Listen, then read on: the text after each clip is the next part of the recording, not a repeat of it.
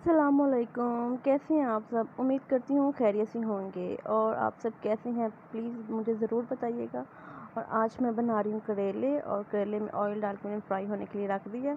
और दूसरी तरफ मैंने कीमा रखा है, उसमें सारे स्पाइसेस डाल के वेट लगा दिया। और अब ये ड्राई स्पाइसेस में मेरे पास है नमक, मिर्च, हल्दी।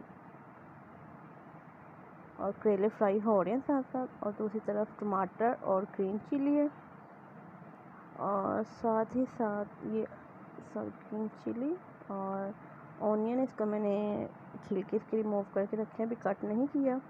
और इस तरफ है सूखा धनिया और जीरा। और साथ ही साथ ये है जो करेले ऊपर से हम पील करते हैं उनकी स्किन, ये भी मैं वेस्ट नहीं करती, ये भी धो के मैं अच्छे से इसको फ्राई कर लेती हूँ। इसको नमक लगा के मैंने धोया था, और करेलों को भी नमक लगा के अच्छे से मैंने वॉश किया था।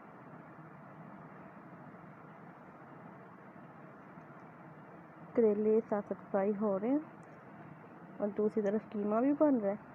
इसका वेट चल गया, इसने मुझे डरा दिया था बदतमीज़ ने। और ये काफ़ी पुरानी वीडियो है, मैंने पहले भी वॉइस ओवर की तो, लेकिन ना मुझे सही नहीं लगा, इसलिए मैंने रिमूव कर दी। और ये देखिए करेले का कलर चेंज हो गया, बल्कि हो रहा है, अभी थोड़ा मज़ीद और करना है।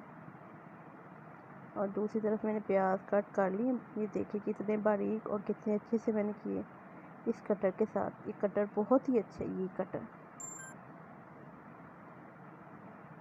बस भी केयरफुली की से हाथ भी कट जाता है, मेरा 2 दफ़ा कट गया था।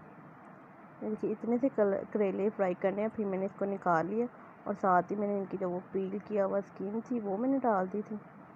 इसको भी अच्छे से फ्राई करूँगी, जैसे इनका कलर चेंज होगा इनको भी निकालूंगी। और इस तरफ कीमा हो गया था, इसका मैंने वेट खोल दिया था।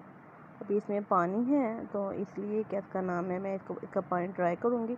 ऑयल भी साथ ही डाल दिया, ताकि साथ साथ पानी ड्राई हो और साथ साथ ये भून भी जाए।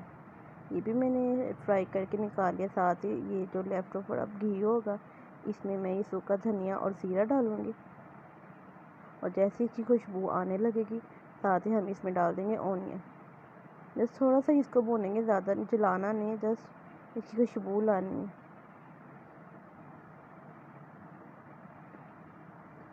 ये देखिए साथ ही हम खुशबू आने लग गई है, तो इसमें हम प्याज डाल देंगे।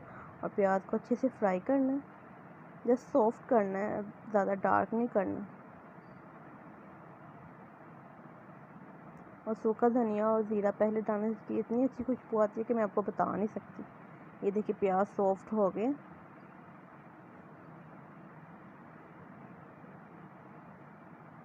और दूसरी तरफ देखिए कीमे का भी पानी ड्राई हो रहा है, जस्ट थोड़ा सा ही रह गया, साथ साथ ये भून जाएगा। और देखिए लहसुन भी सारे मैश हो गए हैं साथ ही। इस तरफ प्याज हो रहा है, दूसरी तरफ कीमा हो रहा है। इसका मज़ीद थोड़ा सा हम और सॉफ्ट करेंगे, और फिर साथ ही इसमें हम डाल देंगे टमाटर। और ये बहुत ही मज़े का और टेस्टी बनता है, प्लीज़ आप ज़रूर ट्राई कीजिएगा। अगर आप मेरे चैनल पे न्यू हैं तो प्लीज़ मेरे चैनल को लाइक करें, शेयर करें और सब्सक्राइब करें। टमाटर मैंने डाल दिए, और इसको भी अब सॉफ्ट होने तक हम इसको मज़ीद भूनेंगे।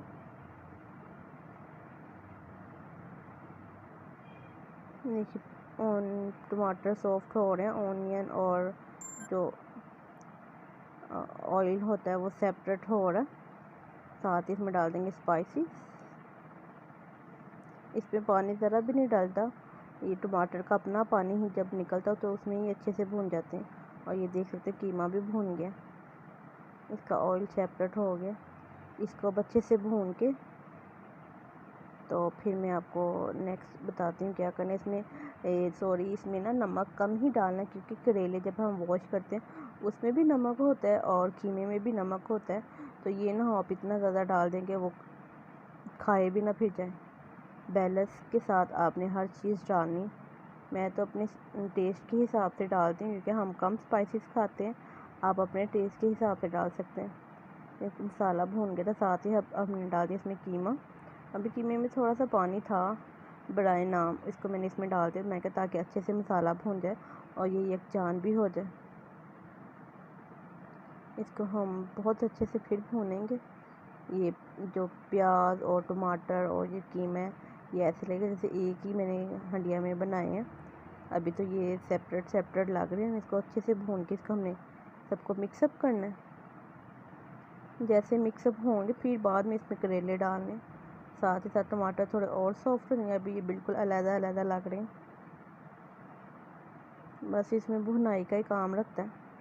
ये देखिए ऑयल भी अभी नहीं निकला, क्योंकि अभी इसमें थोड़ा सा पानी है और ये भुना नहीं अच्छा।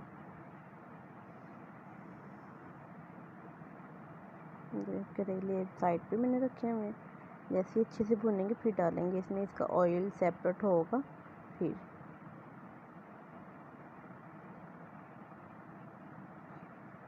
ये देखिए अच्छे से भून के ऑयल सेपरेट हो गया। अब इसमें डाल दूँगी मैं करेले, और इसमें ऑयल काफ़ी अच्छा खासा डलता है, क्योंकि करेले भी फ्राई होने होते हैं, फिर भी कीमे में भी डलना होता है, फिर प्याज भी सॉफ्ट होने होते हैं। बाद में बेशक आप ऊपर से रिमूव कर लें ऑयल, लेकिन फिर वक्त इसमें अच्छा खासा ऑयल डलता है।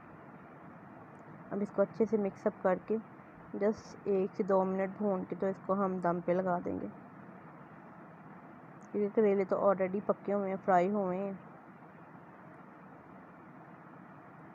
ये देखिए इसको हमने अच्छे से भून लिया। अब मैंने दम पे रख दिया नीचे तवा रख के, और ऊपर मैं ये वाला लीड दे रही हूँ, इसलिए कि इसमें से ये जो है ना इसकी भाप बाहर निकलेगी। अंदर अगर ये रही तो ये ना कड़वे बनेंगे, इसलिए मैं ऐसा लीड देती हूँ जिसमें से इसकी भाप बाहर निकले। और ये देख सकते हैं फाइनल लुक, बहुत यम्मी और बहुत टेस्टी बना था। प्लीज़ आप ज़रूर ट्राई कीजिएगा। अगर आपको मेरी वीडियो अच्छी लगती है तो प्लीज़ लाइक करें, शेयर करें, सब्सक्राइब करें। और ये हमने देसी स्टाइल थोड़ा मारा था, साथ ही कच्ची लस्सी, और साथ ही साथ आई थिंक नीचे घी वाली मैंने रोटियां बनाई थी। मैं नीचे वाली नहीं खाती, मैं अपने ऊपर ही बनाती हूँ। ओके जी, अल्लाह हाफिज़।